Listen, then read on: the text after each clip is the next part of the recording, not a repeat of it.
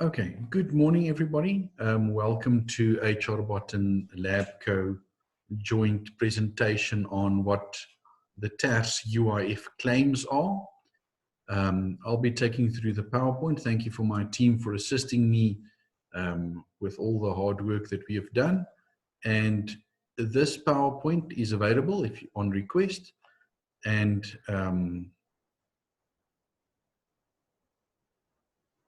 oops, I see I've got the wrong PowerPoint here. I've got the retrenchment PowerPoint here. Just give me a sec. Just give me a second.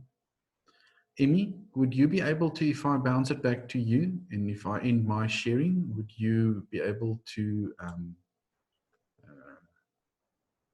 get that PowerPoint on?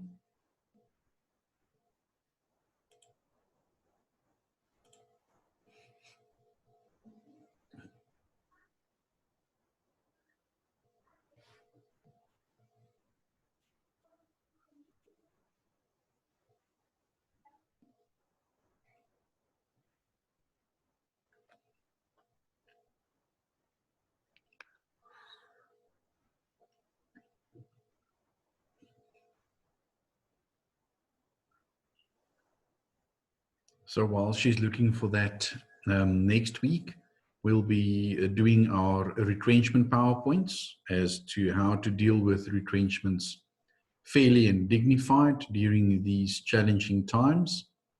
And we'll also update you on the TERS UIF claims as things evolve.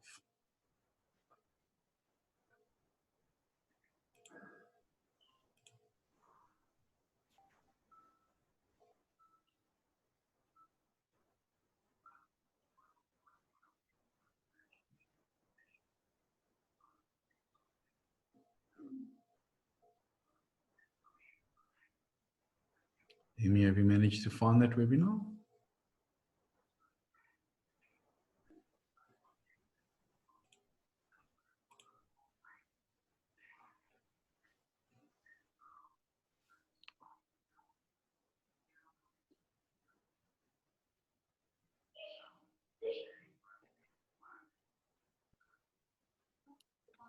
Apologies, our internet is just a little bit slow this morning, but it's going to be up in a couple of seconds.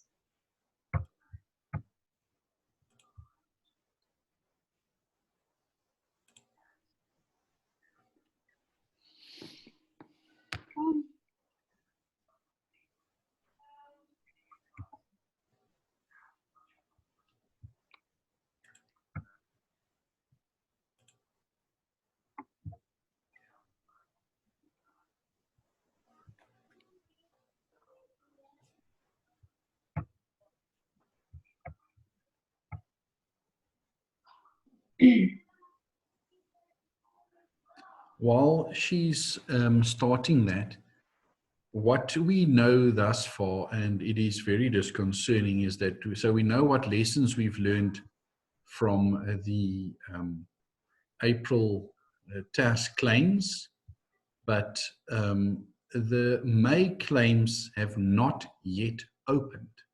It is Friday is the last working day for May, and UIF is still either experimenting with systems or simply they don't have the cash, I don't know, to take care of these claims.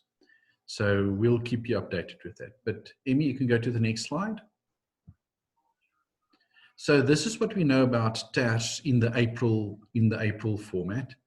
And Chanzel, I'm going to hand over to you. If you could please take us through the different phases. And this is how it looked in April. So we call them generations. I can clearly see that it is a positive growth. They were growing from phase 1 to phase 5. The phase 5 ended up working, which we were quite impressed with. But anyway, May is another challenge. So Chanzel, if you wouldn't mind just addressing us on this. Morning, everyone. Okay, so we've basically went from phase 1 through to many different phases. At this stage, we went to phase 2, where we had to complete a lot of documents, and the documents were very complicated as well. So then they started, if we can just go on to the next slide, please. Thank you. Okay, then when they went to phase 3, where we had to upload CSV files onto the UIF system, which made things a little bit easier, but they were still asking for manually capturing for phase 4. So we manually capture each employee. You have to check the application status frequently to see what are any errors, any breakdown reports of payments that were made, and errors that we need to get sorted out regarding U-filing, ID numbers, etc. If we can go on to the next slide. Okay, then phase 5 is, as it says there, follow up, follow up, follow up. So once you get your error codes, you need to submit them to one of those 4 email addresses provided, depending on what is the error code, where you need to send it. Then you have to send it to them, wait at least like 10 days, and then wait for the payment to be processed. Okay, we can move on to the next slide. Thank you, Lorevik. Okay, then these are the error codes that we get and which email address to be used. So the first one I'm going to take you through is the employer was only paid for 14 days of lockdown period. We haven't had any of those errors as yet. Then a big one is the monthly declarations need to be up to date. Unfortunately, not all payroll systems upload directly to U-filing, so there's a lot of businesses that had to register for U-filing for the very first time during this whole lockdown period, just to get the declarations seen by the UIF that they can do the payouts. Okay, monthly declarations. And the last one, employer is unable to access U-filing. We've had similar requests where some employers just cannot get their U-filing codes from the previous people. So that is the email address to use to request your new login details. You've got to use your ID numbers, the previous owner's ID numbers. Chanzel, if I could just interrupt you there, just one back on that U-filing. If your payroll does not attend to this automatically, please give us a call so we can tell you how to address that. But the person responsible for the U-filing almost have to give a DNA test to be able to do that. It is very, very personal. And if your U-filing, if you are linked to a person's U-filing profile, literally, if it's Chanzel, all her personal details are then tied to the company's details. So it is quite a challenging scenario, but I can understand from a security perspective why it would be that difficult. Thank you, Chanzel. Let's continue with the error codes. Okay, the next one is, we can just go back one. I think we skipped one slide. There you go. The file, one forward again, please. Okay, there you go. Okay, the failed branch code validation. So they prefer us to use universal bank codes. Sometimes, even though we are using universal bank codes, doesn't matter for the employees or for the employer, they sometimes do still give out an error. Then the next step to check is if the account is perhaps in a maiden surname, or maybe perhaps in a joint account between husband and wife, so that we also need to just tie those documents through and send it to them. Okay, both of them validation. Then the CSV upload issues. The first thing is we had to generate the CSV file. Then the next phase was to upload it manually. You type in everything. And sometimes, even though you've done all of those steps, the CSV still doesn't upload. So then you have to send it to that COVID-19 support email address so that they can sort it out for you. Okay, then payment schedules and actual payments do not balance. That's why we get the payment schedules, then so that they can get the schedule, see if it is balancing to what you've received in your bank account. Okay, next slide. Okay, foreign nationals. Okay, when you have foreign nationals, you need to submit all their documents: passports, work declarations, salary schedules, pay slips, all of that. So you have to send it through onto them. Sorry. Okay. Then foreign nationals, we have to make sure that they are being declared on you filing and through your payroll and everything. It needs to be declared. So we have to double check that that is being done. Chanzel, I'm just going to mute you there for a second, and then I'm just going to address, or if you wouldn't mind muting yourself, I'm just going to address the foreign nationals. I find it, well, not nice is a very mild word, but foreign nationals are seemingly not getting paid. So there are so many loopholes that UIF are withholding money on. They have accepted these employees' UIF contributions, but they are very tardy in paying or making payment or any payment to foreign nationals. I find this very challenging from a legal perspective and from a moral perspective. Thank you. Back to you, Chanzel. Okay. I must say that we have had a payment for foreign nationals already, so we've gone over to them, so there isn't, it's not a question of they all aren't being paid. As long as your documents are in order, they are being paid. Okay, the employee needs to change bank account details. We haven't received any errors of that as such. So firstly, if they should request that, they will need the new bank account letter from the bank, and then it have to be certified. Just the normal one that you draw up from your internet banking is 100%. Then the employer has received an active claim in place. If they've got an active claim in place specifically for maternity leave, you as employer need to write a letter to say that they will be returning to work or have returned to work at this date, so that we can resubmit their claims. Next slide, please.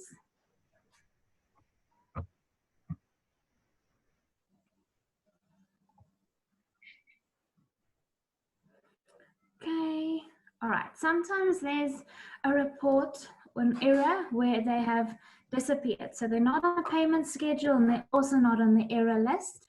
We should submit this to the COVID-19 TERS support email address, upload the, or send them the CSV documents so that they can see what's happening.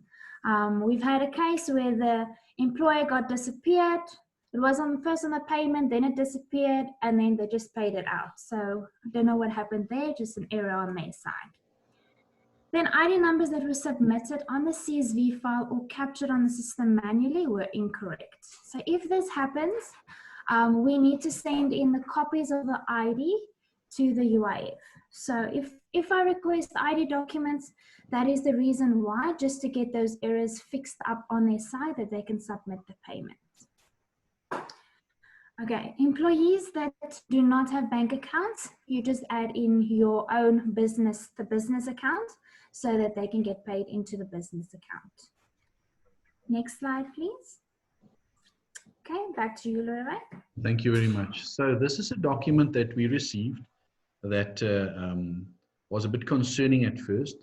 It is, the email address is not one, it is at labcolabor.gov, but it is undated and unnamed. So it's not addressed to a specific company, and it is asking for some serious crucial detail.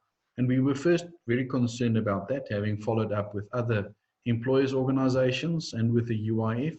We can confirm that this is one of the quality control measures put in place by UIF. So if you were to receive this document, specifically this document, please comply with the request for the information, and you'll see the email address, Alan at labor.gov, and you may reply to that. We're asking all our clients and those people that we assist to assist the UIF with. Next slide, please. Is Lodewijk, kan ek iets vra daar? Yes. On that form, it asks you there's 3 questions. Which one do you actually tick? Because remuneration stated was leave income advance, most of our clients gave advances. So the company paid their employees, but they, when the TERS benefit came in, they kept the benefit. So do you tick the first option? Emmy, that would be the first option. Am I correct? Yes. Okay. Okay. We are having quite a lot of inquiries, and Emmy, I'm just going to ask you for your inputs in that on how to reconciliate the advances that you gave versus the payments, because we know that one of the tests for the May payment, whenever that's going to happen, will be proof that the April payments were received and paid out to the employees, that you didn't sit on the money. So we will have to reconciliate that, but I'll give Emmy the opportunity to address us on that a bit later. Next slide. Thank you. Okay, so this brings us to the current website, where this is the online application system for those that we are assisting to do your TERS claims. This is the portal that we use. If you do it on your own, this will also be the same portal. We'll give you a bit of an update. There was an update yesterday on that. Next slide, please. Okay, Emmy, if I could ask you just to get the online, the brand new online for us. So what we do, so the service that we provide to our clients is the follow-up. So we are on the site with Chanzel and Emmy every day for hundreds of clients. So the lessons that we learn is passed on to them, and we make sure that we move the bus forward. What we have found is that on the website today, there are more options to exercise. Now, the fact that the website is growing is stunning. The fact that they are not accepting any application is disconcerting. So what we are doing is that we are keeping all our applications, those applications that we are responsible for, we are keeping them up to date with the level 5 as per the previous TERS claims. So we know what they want. We've got the CSV files, and then we are looking at this website on a daily basis. So as soon as we are ready, we will submit that. Emmy, have you managed to get onto that one? If you wouldn't mind sharing with us. Oh, can you not see it?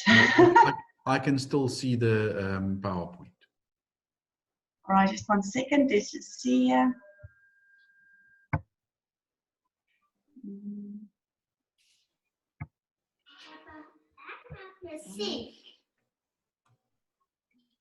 That better? There we go. I can see now. Emmy, if you wouldn't mind, this is a live website for one of our clients. So take us through the new fields that are available on here. Originally, there was only the home tab, employer detail, employee, payment breakdown, status, and then your account. So under application info, you used to be able to only download documents. Then later came the support, which is not really all that much of a support, but there is the email address apparently according to them. What has now been added is the application procedure. When you select this and you click the download of the files, you will receive 2 PDF documents. The first one is an explanation on, just open up now, there we go. What happens after you've applied for application.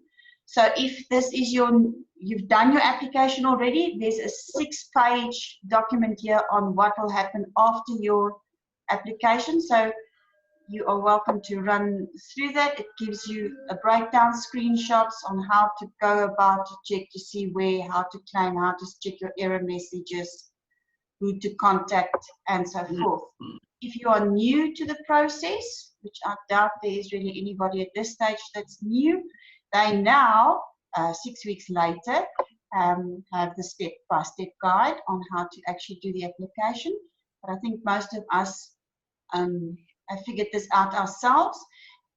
Just to let you know that this document, this step-by-step, is what HR Bot does in the background. So every single thing here is what they had done or will do for you when you use them to file your applications. So either you're going to let HR Boot do it for you, or you're going to be doing it for yourself. Then a new thing that has come, in the past there only used to be add employee, now there is saved employee list. You can then go and select which month you want. Obviously if you choose May now, nothing will happen, so you can only choose April. If you then go and ask for your get saved employees, it will literally throw you a list of all the employees that has now been put on the system. So we are going to assume, this is only an assumption, that you would be able to select for March which of those employees you would want to resubmit for payment. But please do not quote me on that. My logic says to me that's how it should work, so I'm hoping that their logic is the same. The statuses, all of us should be well familiarized with this. This is the page where you will normally see changes. You will see these payment status messages over here will change on a regular basis with the dates and so forth. And then if there was a payment done, under your breakdown, these are the two options you would have to see on this side. I'm not going to click that now, otherwise I'm going to open up my client's personal information. But that will download an Excel spreadsheet for you that will show you which of the employees have been declined and what the reason is for the decline. On this side is where the successful payments are, where they will ask you to sign your agreement that you agree. And usually once you've submitted this, within a couple of days after that, that's when you'll start getting your payment. Now at this point, we are all eagerly awaiting for May to open. So I just want to show you that if you had to now choose May,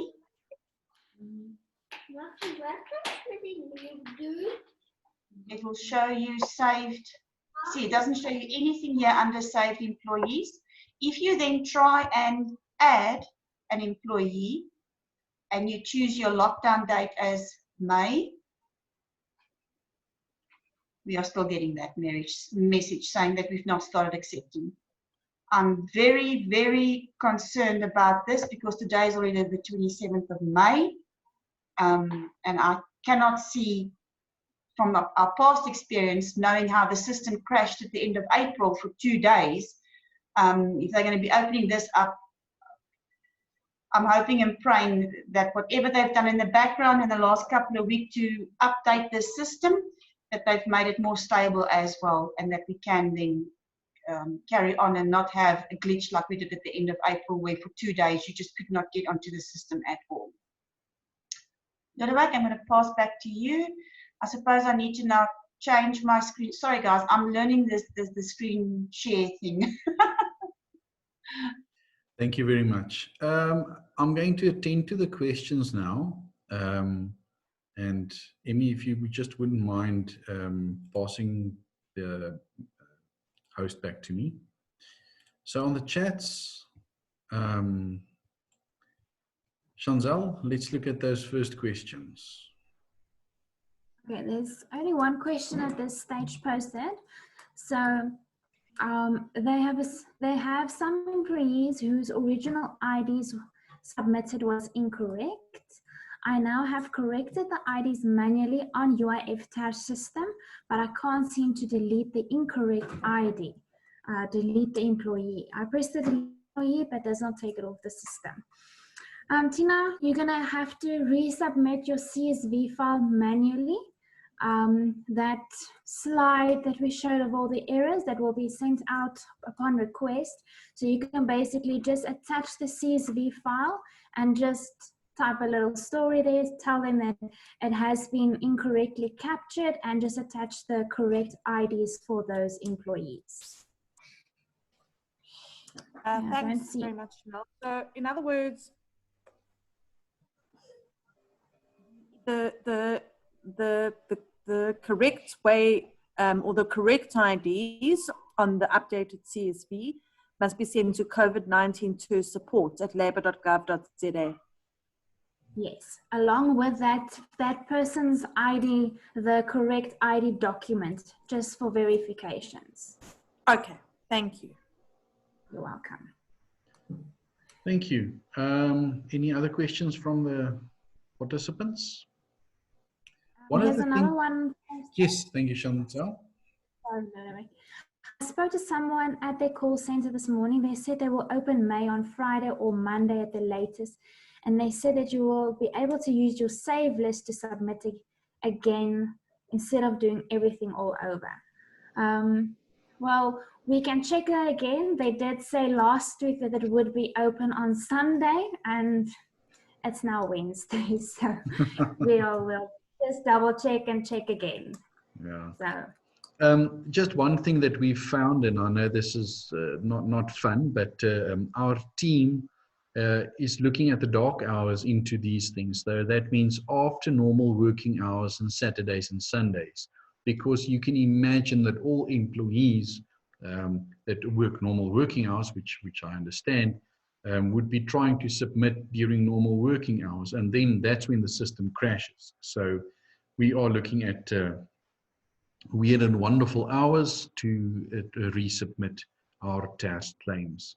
Just one thing, remember that because you applied for April does not mean that you will automatically be remunerated for May. You could have started your business could have gone under, so they will not automatically pay out. It will have to be but you'll have to apply for the May month applications.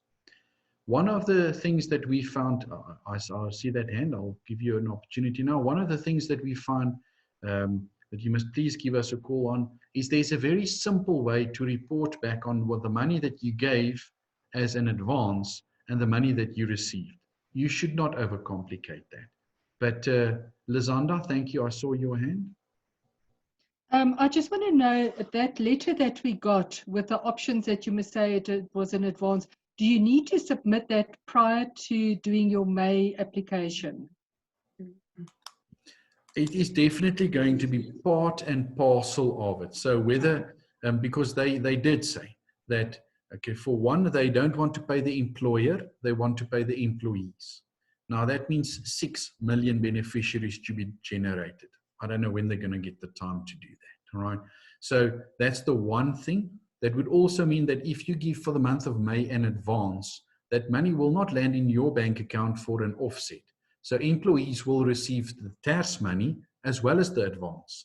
So I would definitely advise that you have a signed acknowledgement of debt, that the employees say, listen, I acknowledge that I'm receiving this advance, but I promise you that as soon as I get the TERS money, I will repay the employer. Otherwise, you're going to sit with those payments. The second thing, That's right. that's why we do the legal stuff, right? So, and the second thing is that they will not pay out May money unless they are satisfied that the April money didn't land into your Land Rover, but that it actually made it to the employees, right? So there would have to be a reconciliation, and that's why that form and perhaps another template would be forthcoming. Okay. Okay. I would just like to add there, as far as the reconciliation is concerned, please don't overcomplicate that reconciliation. You will take your national disaster sheet, the average monthly income, you'll take that amount that you declared there, you will subtract the amount that you put under the leave earned during the lockdown column, you will subtract then the TERS amount that was received, and then you'll have a total at the end. And that total theoretically should not be more than 100% of what the employee earned. It's as easy as that. Please do not, and I am well aware that they paid out for 35 days. And I'm also well aware that there was only 25 working days in April. Please do not try and convert it back to how many days they were supposed to get paid and didn't get paid and so forth. Keep it simple. Monthly remuneration, less whatever is on that leave paid out column, less whatever was received by TERS, and then submit that information. And it should theoretically all be less than 100%. what, can I ask something? Sure. What we did is on our payroll, if the company paid, say 100% salary as a loan at the end of April, obviously we only got the TERS refund in the middle of May. So the company paid full salaries at the end of April.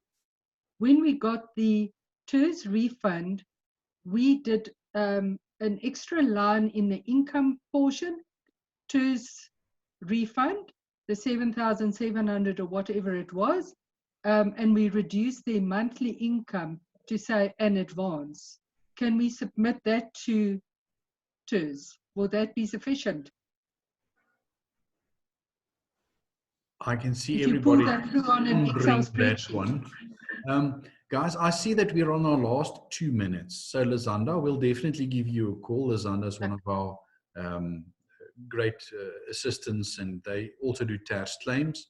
So thank you for participating in this think tank. We'll definitely come back to you on that one. Thanks. Let's just state the following. So we do TERS claims. We do assist with those claims. We do the labor law. Unfortunately, the retrenchments will be proceeding. So please look out on our LinkedIn profile or our website. You'll see the webinars relating to the unfortunate things that we need to follow. This is the last minute. Thank you very much for everybody for participating, and hopefully we'll be posting this on our website. Thank you very much. And please, guys, you've got our contact numbers. We're not going anywhere. Please give us a call. Thank you, the team. Thank you. Really appreciate it. Bye-bye. Bye-bye. Thank you. Bye-bye.